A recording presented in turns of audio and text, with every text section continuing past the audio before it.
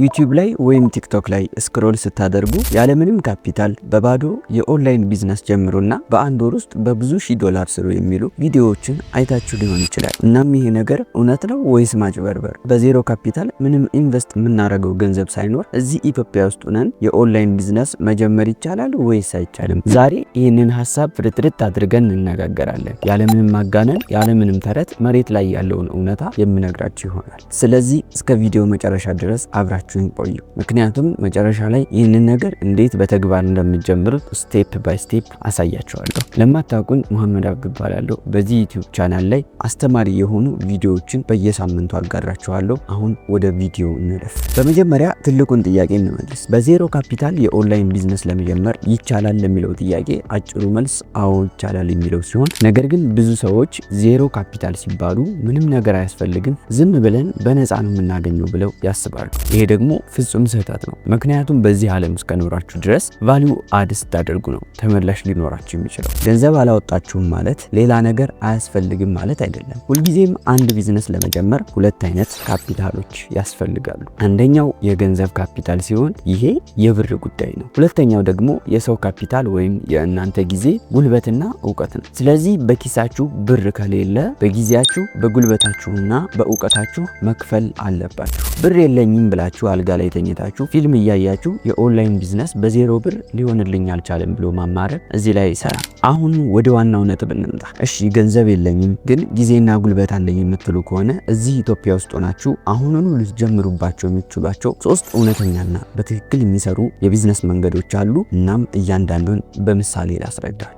አንደኛው የቢዝነስ መንገድ ፍሪላንሲንግ ወይም የዲጂታል ክህሎትን መሸጥ ነው። ይሄ ምን ማለት ነው? ለምሳሌ እናንተ አዶቤ ፎቶሾፕ ላይ ፎቶ ኤዲት ማድረግ ወይም ደግሞ ቪዲዮ ኤዲት ማድረግ ትችላላችሁ። አሊያም ጽሁፍ መጻፍ ወይም ደግሞ እንግሊዘኛን ወደ አማርኛ መተርጎም ትችላላችሁ እንበል። ይሄ ለእናንተ ስኪል ወይም ክህሎት ይባላል። አሁን ይህንን ያላችሁን ስኪል ለመሸጥ ምን እንደሚያስፈልጋችሁ እኔ የሚያስፈልጋችሁ ስልክ ወይም ኮምፒውተር እንዲሁም ኢንተርኔት ናቸው። እነዚህ ነገሮች ደግሞ በአብዛኞቻችን እጅ ላይ ናቸው። ስለዚህ ከዚህ ውጭ ምንም አይነት ተጨማሪ ሳንቲም አጥተዋል። ለምሳሌ እኔ ማቀው አንድ ልጅ አለና ግራፊክስ ዲዛይን በዩቲዩብ ነው የተማረው። ምንም አይነት ተጨማሪ ኮርሶችን አልገዛም። ከዛም ቴሌግራም ላይ ያሉ የተለያዩ የቢዝነስ ግሩፖችን ማየት ጀመረ። አዲስ የሚከፈቱ ቻናሎች፣ ሱቆች ወይም ደግሞ ትናንሽ የንግድ ድርጅቶችን ሳይ ሎጓቸውን ያይና የተሻለ ሎጎ በነፃ ሰርቶ በውስጥ መስመር ይልክላቸዋል። የድሮ ሎጓችሁ ይሄ ነበረ፣ እኔ ደግሞ ይሄንን ሰርቼላችኋለሁ፣ ከወደዳችሁት ሌሎች ስራዎችን በክፍያ ሰራላችኋለሁ ይላችኋል። አሁን አስቡት፣ ከ10 ሰው መሃል 2 ወይም ሰው እንኳን በጣም ያምራል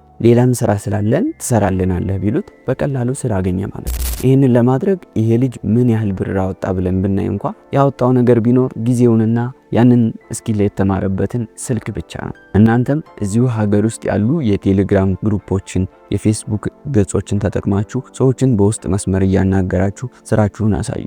እናም ይሄ የዜሮ ካፒታል ሞዴል የመጀመሪያው ምሳሌ ነው። ሁለተኛው መንገድ ደግሞ ኮንተንት ክሬሽን። አሁን ይህንን ቪዲዮ እያያችሁበት ያለው ዩቲዩብ ራሱ ትልቁ የዜሮ ካፒታል ቢዝነስ ሞዴል ነው። ብዙ ሰዎች ዩቲዩብ ለመጀመር እኮ ውድ ካሜራ ያስፈልጋል፣ ማይክ ያስፈልጋል፣ ስቱዲዮ ያስፈልጋል ይላሉ። በአሁኑ ሰዓት በእጃቸው ያለው ስልክ ከ10 ዓመት በፊት የነበሩ ትላልቅ የሆሊውድ ካሜራዎች የሚያደርጉትን ነገር ማድረግ ይችላል። ዋናው ነገር ካሜራው ሳይሆን እናንተ የምታስተላልፉት መልእክት ወይም ቫልዩ ነው የሚወስነው። ለምሳሌ እናንተ ስለ ምግብ ማብሰል በጣም የምታውቁ ከሆነ ወይም ደግሞ መጽሐፍት ማንበብ የምትወዱ ከሆነ ስለዛ ነገር የስልካችሁን ካሜራ አብርታችሁ ቪዲዮ መስራት አለባችሁ። ቪዲዮ ለመቀረጽ 0 ብር ነው የሚጠይቀው። ዩቲዩብ አካውንት ለመክፈትም ምንም አይነት ብር አያስፈልጋችሁም። በተመሳሳይም ቲክቶክ ላይ ቪዲዮ ለመፖስትም ምንም መነሻ ካፒታል አያስፈልጋችሁም። ግን እዚህ ጋር አብዛኛው ሰው ትልቅ ስህተት ይሰራል። ቪዲዮ መጫን ከጀመርኩ ከአንድ ሳምንት በኋላ ብር መቁጠር እጀምራለሁ ብላችሁ ካሰባችሁ እናንተም ተሳስታችኋል።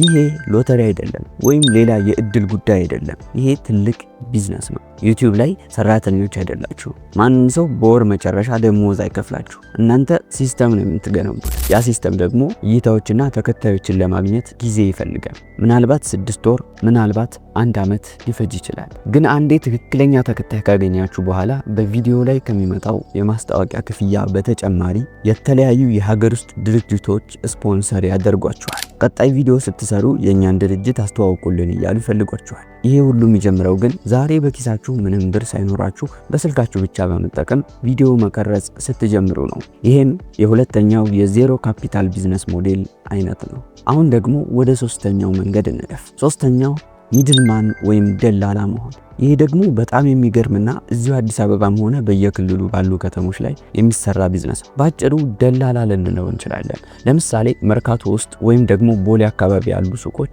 ብዙዎቹ ባለቤቶቻቸው ሱቃቸው ቁጭ ብለው ደንበኛን ይጠብቃሉ እንጂ ሶሻል ሚዲያ ላይ ፎቶ እያነሱ መፖሰት፣ ከሰዎች ጋር ኮሜንት ላይ ማውራት አይመቻቸውም፣ ወይም ደግሞ ጊዜ ላይኖራቸው ይችላል። እናም እናንተ እዚህ ላይ ምን ታደርጋላችሁ? ወደ አንድ ሱቅ ትሄዱና ከባለቤቱ ጋር በግልጽ በመነጋገር እኔ እነዚህን ጫማዎች ወይም ልብሶች ፎቶ ላንሳና ቲክቶክ እና ቴሌግራም ላይ ልፖስታቸው። ከዛ ሰው ሲመጣ እኔ ካንተ በቅናሽ ዋጋ ወስድና ለሱ ሸጣለሁ፣ ወይም ደግሞ ከእያንዳንዱ ሽያጭ ላይ ኮሚሽን ትሰጠኛለህ ትሉታላችሁ። የሱቁ ባለቤትም ደስ እያለ ይስማማል። ምክንያቱም እሱ ምንም ነገር የሚያጣው ነገር የለም። ከዛ እናንተ ፎቶዎቹን በሚያምር ሁኔታ ታነሳላችሁ። የቴሌግራም ቻናል ትከፍታላችሁ። ቲክቶክ ላይ አካውንት ከፍታችሁ ትለቃላችሁ። ሰው ሲያይና ይሄን ልብስ ፈልገዋለሁ ሲላችሁ ከሱቁ ተቀብላችሁ ለሰውየው ታደርሳላችሁ። ልብሱን ለመግዛት እናንተ አንድ ሳንቲም ሳታወጡ ፈላጊውንና አቅራቢውን በማገናኘት ብቻ በዜሮ ካፒታል ቢዝነስ ከፈታችሁ ማለት ነው። አሁን እነዚህን 3 መንገዶች ዘርዝሬላችኋለሁ። እናንተም በጣም ቀላል ነው ብላችሁ ልታስቡ ትችላላችሁ።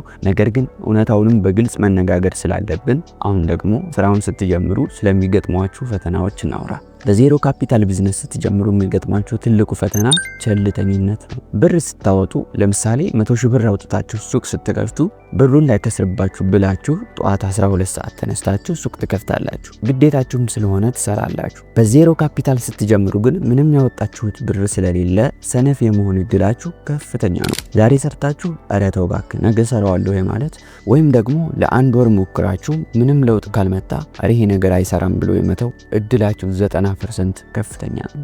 እናም እዚህ ጋር ነው ልዩነት የሚመጣው። በዜሮ ካፒታል የሚጀምሩ ሰዎች ስኬታማ የሚሆኑት ልክ 1 ሚሊዮን ብር እንዳወጣ ሰው ጠዋት ተነስተው በቁርጠኝነት ሲሰሩ ብቻ ነው። ሌላው ሊያስቸግራችሁ የሚችለው ነገር ኢንተርኔትና መብራት ነው። እኛ ሀገር ውስጥ ኢንተርኔት አንዳንዴ ይቆራረጣል፣ መብራትም ይጠፋል። ይሄ ያለ እውነታ ነው፣ መቼም ልንክደው አንችልም።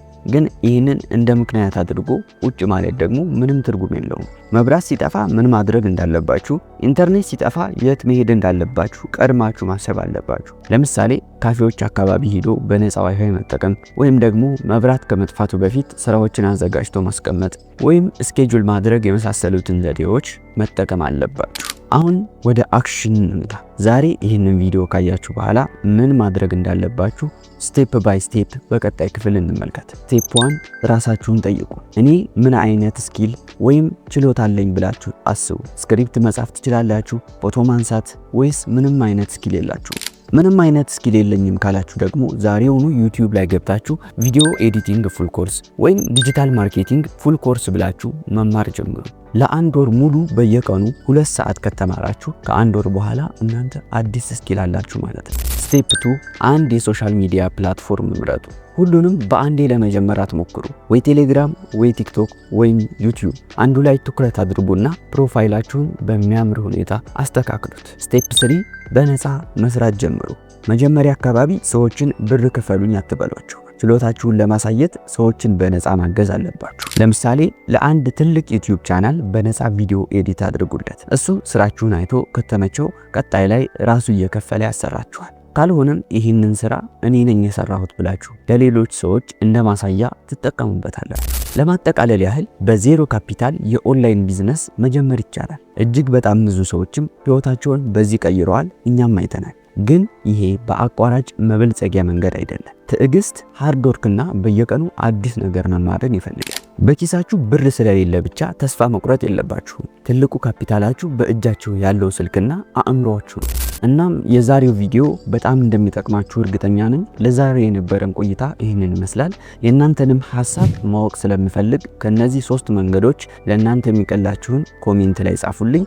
ይሄ ቪዲዮ ከተመቻችሁና ጠቃሚ መረጃ ካገኛችሁበት ላይክ ማድረጋችሁን እንዳረሱ፣ እንዲሁም እንደዚህ አይነት እውነተኛና አስተማሪ የቴክኖሎጂና የቢዝነስ ቪዲዮዎች እንዲደርሷችሁ ቻናሉን ሰብስክራይብ አድርጉት። በሚቀጥለው ቪዲዮ እስከምንገናኝ ድረስ ሰላም ሁኑልኝ። ቻው።